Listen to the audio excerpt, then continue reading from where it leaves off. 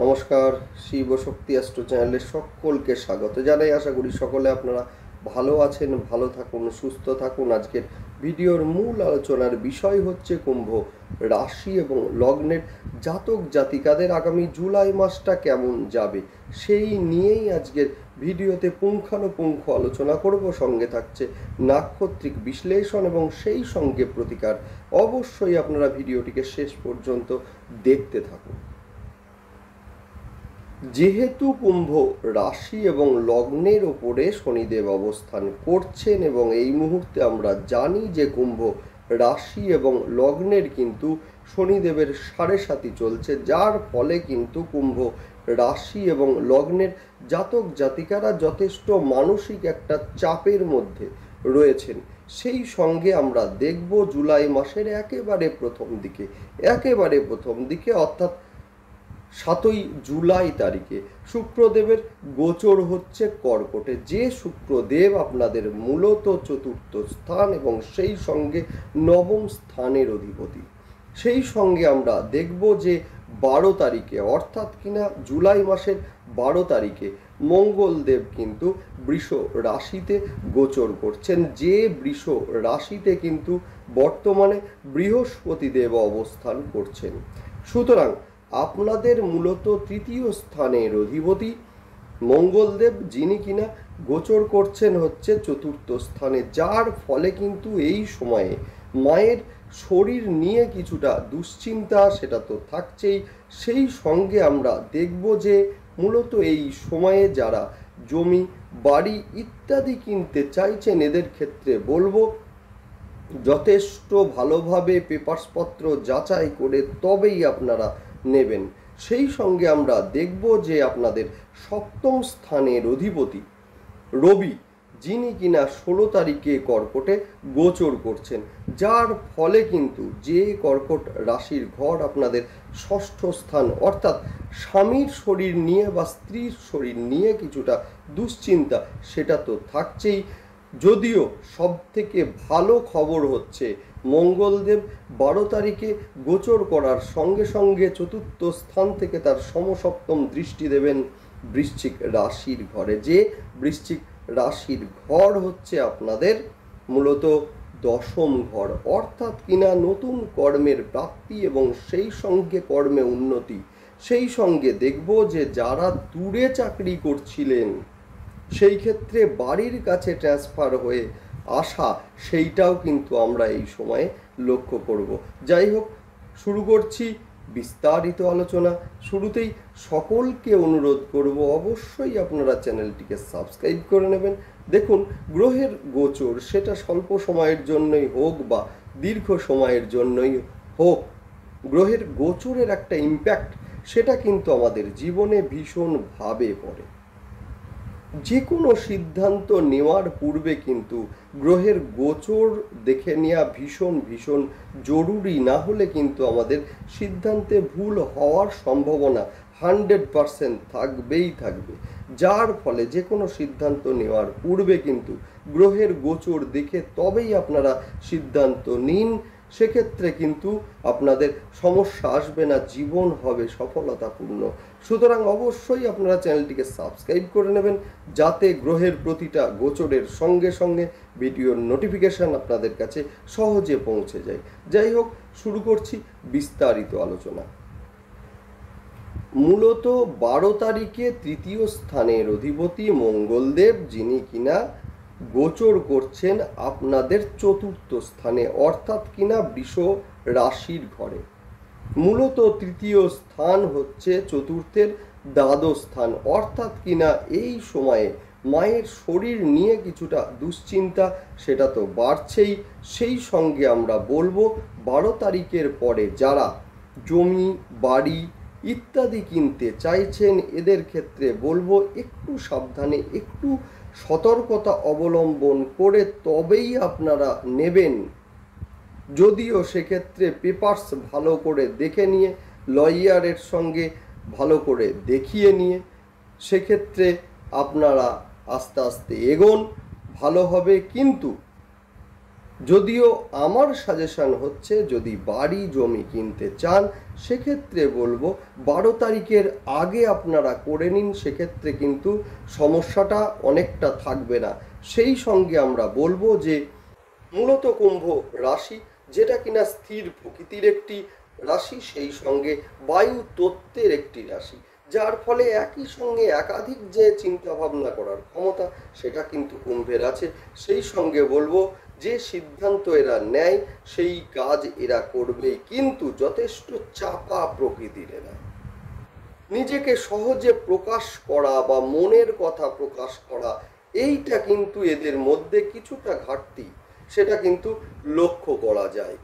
যদিও যদিও এই সময়ে কিন্তু দেখব যে কুম্ভ রাশি এবং লগ্নের জাতক জাতিকাদের কোনো নিয়ারেস্ট কাউকে বা কোনো বন্ধুকে মনের কথা বলে ফেলতে, যার ফলে কিন্তু কিছুটা সমস্যার সম্মুখীন সেইটা কিন্তু কুম্ভ রাশি এবং লগ্নের জাতক জাতিকাদের হতে আমরা দেখব। সেই সঙ্গে আমরা দেখব যে যারা এই সময়ে মিডিয়া বা মার্কেটিং লাইনের মধ্যে আছেন বা কোনো এজেন্সির সঙ্গে যুক্ত আছেন, এদের ক্ষেত্রে আমরা দেখব যে কিছুটা কর্মের চাপ সেটা কিন্তু বাড়বে এই সময়ে। সেই সঙ্গে বলবো 29শে জুন শনিদেব কিন্তু বক্রী হচ্ছেন, অর্থাৎ যাদের জন্ম ছকে শনিদেব নিচস্থ বা শত্রু গৃহগত আছেন, এদের ক্ষেত্রে বলবো এই সময়ে কিন্তু অর্থের ব্যয় যথেষ্ট বৃদ্ধি করবে। সেই সঙ্গে কিন্তু শরীর নিয়ে কিছুটা দুশ্চিন্তা, কিছুটা চাপ সেইটা কিন্তু বৃদ্ধি পেতে চলেছে। বিশেষ করে কোমর, হাঁটু বা অস্থিজনিত সমস্যায় ভুগতে দেখব আমরা কুম্ভ রাশি এবং লগ্নের জাতক জাতিকাকে। সেই সঙ্গে আমরা বলবো যে অস্থি সংক্রান্ত যন্ত্রণা বা ব্যথা সেগুলো আসতে আমরা দেখব, যদিও প্রতিকার আলোচনা করব, আপনারা দেখতে থাকুন শেষ পর্যন্ত। সেই সঙ্গে আমরা দেখব যে অর্থনৈতিকভাবে কিছুটা সমস্যা, দ্বিতীয় স্থানে রাহুদেবের অবস্থান, সেই সঙ্গে শনিদেবের বক্রী ভবন, যার ফলে কিন্তু কিছুটা অর্থনৈতিক একটা চাপ সেইটা কিন্তু তৈরি হবে কুম্ভর। সেই সঙ্গে আমরা দেখব যে অবশ্যই আপনারা আয় এবং ব্যয়ের ওপরে ব্যালেন্স রক্ষা করার চেষ্টা করবেন এই সময়ে, যদিও সেটাই এই সময়ে করা উচিত। যাই হোক, সেই সঙ্গে আমরা আলোচনা করব যে 16 তারিখে রবিদেব গোচর করছেন মূলত কর্কটে, যে কর্কটের ঘর হচ্ছে আপনাদের ষষ্ঠ স্থান, অর্থাৎ কিনা এই সময়ে আমরা দেখব যে সপ্তম স্থানের অধিপতি রবিদেব গোচর করছেন ষষ্ঠে, অর্থাৎ ব্যবসা যারা করছেন এদের ক্ষেত্রে বেশ কিছুটা চাপ এই সময় বৃদ্ধি পাবে। মূলত লৌহজাত দ্রব্য বা ভারী শিল্পজাত দ্রব্য বা সেই সঙ্গে আমরা দেখব যে বিভিন্ন খাদ্যদ্রব্য বা মূলত পোশাক সেই ব্যবসার সঙ্গে যুক্ত আছেন, এদের ক্ষেত্রে আমরা দেখব যে যথেষ্ট চাপ এই সময়ে কিন্তু বাড়বে। সেই সঙ্গে আমরা দেখব যে স্বামী এবং স্ত্রীর শরীর নিয়ে কিছুটা দুশ্চিন্তা বৃদ্ধি, অর্থাৎ শ্লেষ্মার বৃদ্ধি বা হঠাৎ করে ঠান্ডা লাগা, ঠান্ডা জ্বর, সেই সঙ্গে মূলত কফ বসা, অ্যাজমার সমস্যা, শ্বাসকষ্টের সমস্যা, এগুলো হতে আমরা লক্ষ্য করব।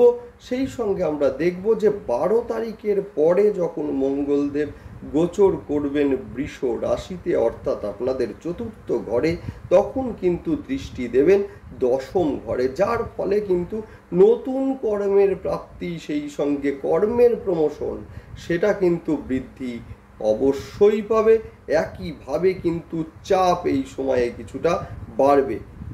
বন্ধুদের দ্বারা যথেষ্ট সাহায্য পাবেন আপনারা, কিছু উপকারী বন্ধু আপনার এই সময়ে পাশে এসে দাঁড়াবে। সেই সঙ্গে আমরা বলবো যারা টেকনিক্যাল বা ইঞ্জিনিয়ারিং বিষয় নিয়ে পড়াশোনা করছেন বা সায়েন্স নিয়ে পড়ছেন, এদের ক্ষেত্রে কিন্তু এই সময় ভীষণভাবে শুভ। এই সময়ে কিন্তু কর্মক্ষেত্রে কিছু গুপ্ত শত্রুতার সৃষ্টি হতেও আমরা লক্ষ্য করব। পরিবারে কারোর অসুস্থতার কারণে হঠাৎ করে আর্থিক ব্যয় সেইটাও কিন্তু আমরা এই সময়ে লক্ষ্য করব। এই মাসের মাঝামাঝি সময়ে আমরা দেখব যে সন্তানের শরীর নিয়ে কিছুটা দুশ্চিন্তা বৃদ্ধি পাবে।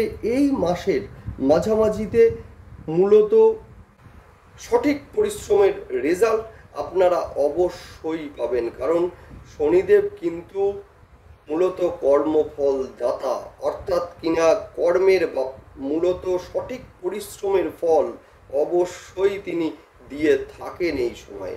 সেই সঙ্গে আমরা বলবো যে আপনার নবম স্থানের অধিপতি ষষ্ঠে গোচর করছেন, যার ফলে কিন্তু ষষ্ঠ স্থান কি? ষষ্ঠ স্থান হচ্ছে আমাদের পরিশ্রমের স্থান, আমাদের প্রচেষ্টার স্থান, অর্থাৎ কিনা প্রচেষ্টার মাধ্যমে ভাগ্যের পরিবর্তন, সেইটা কিন্তু এই সময়ে আমরা কুম্ভ রাশি এবং লগ্নের জাতক জাতিকাদের লক্ষ্য করব। নেক্সট আলোচনা করব নাক্ষত্রিক বিশ্লেষণ নিয়ে। শুরুতেই বলবো ধনিষ্ঠা নক্ষত্রের জাতক জাতিকাদের ক্ষেত্রে এই মাসে হঠাৎ করে রেগে যাওয়ার বা ধৈর্য হারানোর একটা প্রবণতা সেইটা লক্ষ্য করা যাবে। সেই সঙ্গে নতুন কর্মের প্রাপ্তি ও কর্মের প্রমোশন সেইটাও কিন্তু এই সময়ে লক্ষ্য করা যাবে। ভূমি বা বাড়ি ক্রয়ের ক্ষেত্রে এই সময় বিশেষভাবে শুভ, যদিও 12 তারিখের আগে। সেই সঙ্গে আমরা দেখব হঠাৎ করে অর্থের আগমন বা ফটকা কিছু অর্থ লাভ, সেইটাও কিন্তু এই সময় লক্ষ্য করা যাচ্ছে। নেক্সট আলোচনা করব শতভিষা নক্ষত্রের জাতক জাতিকাদের অর্থের ব্যয় এই সময়ে বৃদ্ধি পাবে। সেই সঙ্গে পুরাতন রোগের নতুন করে যে প্রাদুর্ভাব সেইটাও আমরা কিন্তু এই সময়ে লক্ষ্য করব। কর্মে চাপ বৃদ্ধি সেইটা কিন্তু লক্ষ্য করা যাবে। সেই সঙ্গে খাবার থেকে কিছু বিষক্রিয়া পেটে বা ফুড পয়জনিং সেইটা কিন্তু এই সময়ে লক্ষ্য করা যাবে। নেক্সট আলোচনা করব পূর্ব ভাদ্রপদ নক্ষত্রের জাতক জাতিকাদের শারীরিক ব্যথা বা অস্থি সংক্রান্ত সমস্যায় ভোগার সম্ভাবনা কিন্তু এই সময়ে রয়েছে। সেই সঙ্গে আমরা দেখব নতুন কর্মের যোগ বা কর্মপ্রাপ্তির যোগ এবং কর্মের প্রমোশন সেইটাও এই সময়ে আমরা লক্ষ্য করব। প্রেমের ক্ষেত্রে কিছুটা ভুল বোঝাবুঝি সেটা তো থাকছেই, সেই সঙ্গে প্রিয় মানুষটির শরীর নিয়ে কিছুটা দুশ্চিন্তা সেইটা কিন্তু এই সময়ে লক্ষ্য করা যাবে। নেক্সট আলোচনা করব প্রতিকার নিয়ে। অবশ্যই আপনারা প্রতি সোমবার এবং শনিবার রুদ্রাভিষেক অবশ্যই আপনারা করুন, ভীষণ ভালো রেজাল্ট আপনারা পাবেন।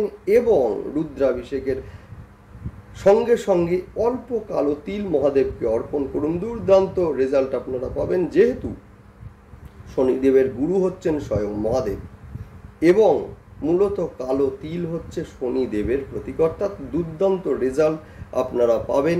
সেই সঙ্গে দক্ষিণাকালীর ধ্যান মন্ত্র অবশ্যই আপনারা পাঠ করুন, দুর্দান্ত রেজাল্ট আপনারা পাবেন। 12 তারিখের পর থেকে আমি বলবো অবশ্যই মহামৃত্যুঞ্জয় পাঠ বা মহামৃত্যুঞ্জয় মন্ত্র পাঠ সেটা কিন্তু অন্তত 21 বার অথবা 108 বার যদি পারেন পাঠ করুন। দুর্দান্ত রেজাল্ট, 100% দুর্দান্ত রেজাল্ট আপনারা পাবেনই পাবেন। সেই সঙ্গে বলবো যে অবশ্যই মঙ্গলবার এবং শনিবার করে হনুমান চল্লিশা পাঠ করুন, দুর্দান্ত রেজাল্ট আসবে। দ্বিতীয় স্থানে রাহুর অবস্থান, শ্বেত চন্দনের ব্যবহার বৃদ্ধি করুন।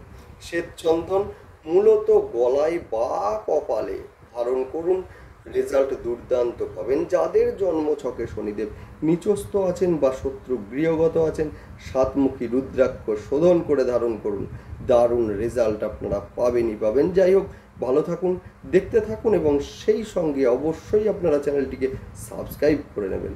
নমস্কার।